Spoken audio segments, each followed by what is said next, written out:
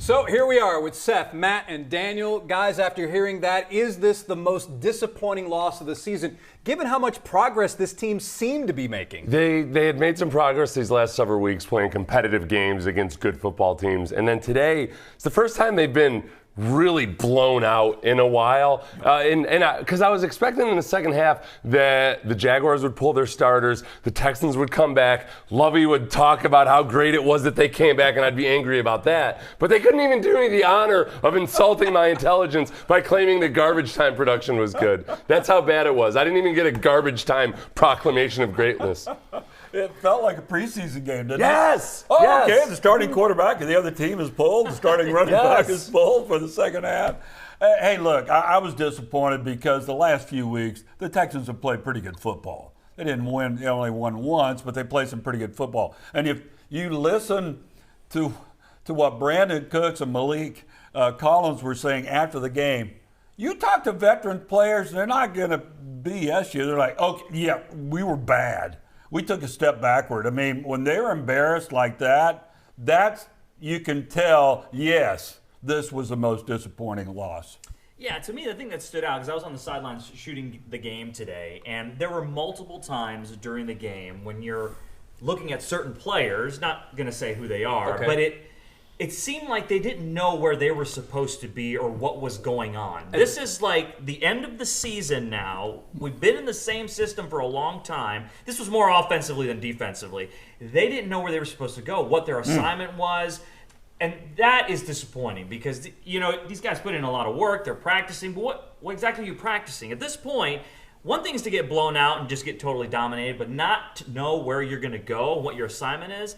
That is very concerning, and that's something that I'm sure is going to be used in the offseason to determine what coaches stay, what coaches go, and that sort of thing. What does that tell you, Seth? Because I know this day and age, coaches want to give these players so many plays, and they have to know every different situation. What does that tell you that Daniel saw these guys really not knowing where they're supposed to be? I think you get to this point in the season, and if you haven't been able to instill fundamentals and do the simple things right, you start moving chairs around on the Titanic to keep it from sinking, and then you start moving the chairs around more frantically, and the boat is still going to sink in glorious fashion. So a lot of this, honestly, I don't know why Lovie Smith insists on being the defensive coordinator. Okay, he's not an offensive-minded head coach, but the offense is discombobulated, disorganized, ineffective, below where even the talent level would suggest it should be. Davis Mills has regressed.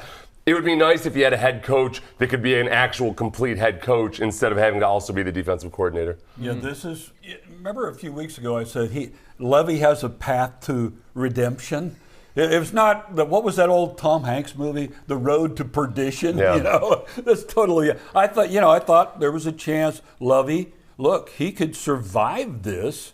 There was a path to redemption, but that path took a veer off into the woods today. It doesn't look good going into this final game. Yeah, it's those little things, though, right? When you're talking about evaluating coaches for the next year, whether or not guys are in right positions, those are things that are taught during the week. Yeah. And if that's not being taught and communicated properly, then something else needs to change. And that's what Nick Caserio has to look at. Well, and your observations are correct, because you guys are down there on the sideline. You can tell how teams function. Sometimes that is as simple as, and it's obvious, that when guys are confused about who's supposed to be in the game, about whether you're even supposed to be getting the ball on a particular play, all those things, that's evidence of like focusing on the wrong things instead of just executing. How about sense of urgency? Jason and I will sit there and go over the games and like, where is the sense of urgency when you get down by 2 or 3 scores? Let's go. Let's get going. No, got to establish the run, man. Yeah, that's true. Got to establish the run. Well, it's interesting. NFL.com reporting the Texans plan to evaluate Lovie Smith's future at the end of the season. No surprise there. Duh. And there could be changes to the staff if Lovie comes back for a second season. Here's what Lovie had to say when asked how he would evaluate his progress. We won 2 games.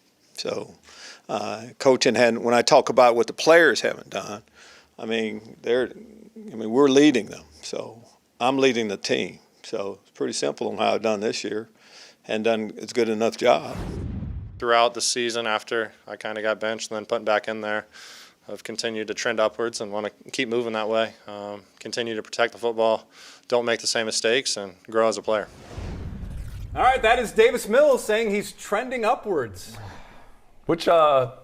Is that okay? Is that if he's on the sideline getting hit because he decided not to go out of bounds, and then up feels like that? I don't know. That was one of the stranger plays of the day. Man. Yeah, he was. He stopped short of the sideline. It's like he was exposing his belly to be pet like a dog or something. All right, up next is on fire tonight. You are.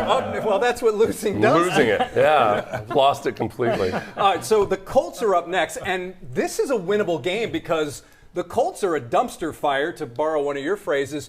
But if you win, you may not have that number one pick because the Bears, they'll likely lose to Minnesota. So this is not a good situation. No, it's potentially. not. Yeah, this is Jeff Saturday might ruin our lives once again, as by this time being awful at what he's doing instead of being good, like when he was a player for the Colts.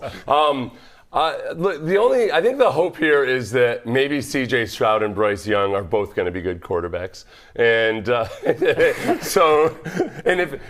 if you have no faith in the Texans at all to choose the right quarterback, then maybe it's good that the choice is being taken out of their hands. Somebody might trade up into the number one overall spot if the Bears have it, and perhaps take a quarterback. The Texans do. It's a crapshoot to a certain degree, but that tie from earlier in the season. There you go. If it weren't for the tie, the Texans have a weaker strength of schedule, which means they would win the tiebreaker for the number one overall pick if they were tied with the Bears. But they tied at the beginning of the season against the Colts. Yeah. Hey, maybe they'll tie again.